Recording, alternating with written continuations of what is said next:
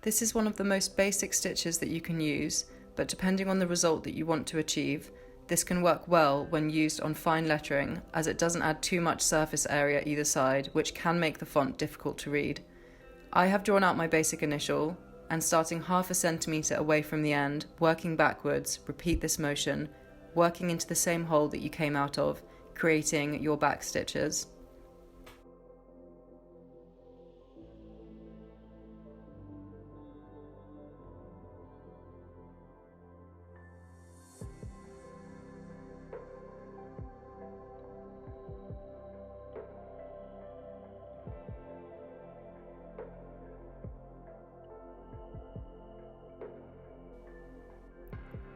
Raise your needle 1/2 centimetre away from your end line and then repeat this, bringing your needle back down and splitting the stitches in half into your first stitch.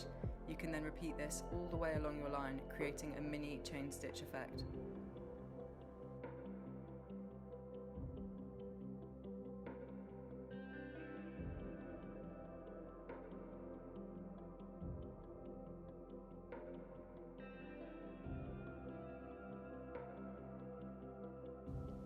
Start by bringing up a long length of thread through your fabric.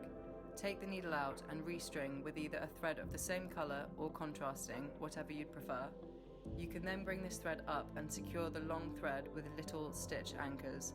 This looks best when the stitches are spaced evenly.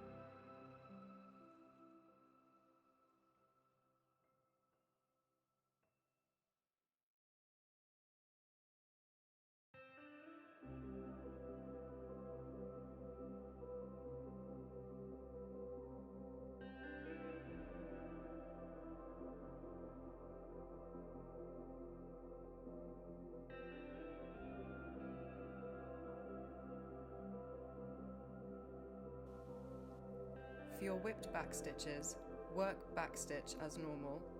At the end of your line, bring your needle up through your fabric and start weaving your needle around your back stitches, looping it and creating a winding effect.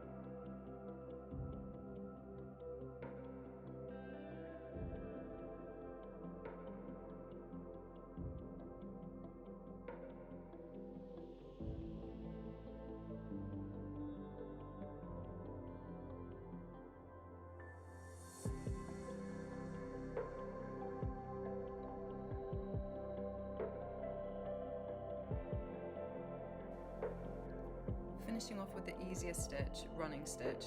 This is so straightforward, bringing your needle up through your fabric, slide it along your fabric, leaving equal gaps. Leave a tiny space in between each of your stitches.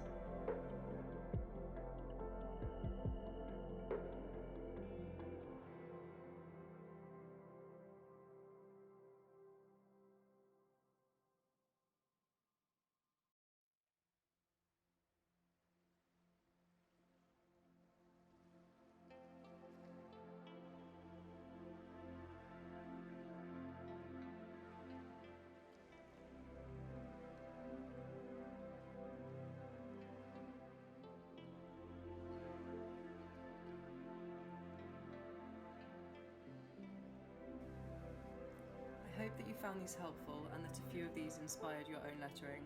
Let me know which one was your favourite and how you'd use these in your own projects. Thank you so much for watching.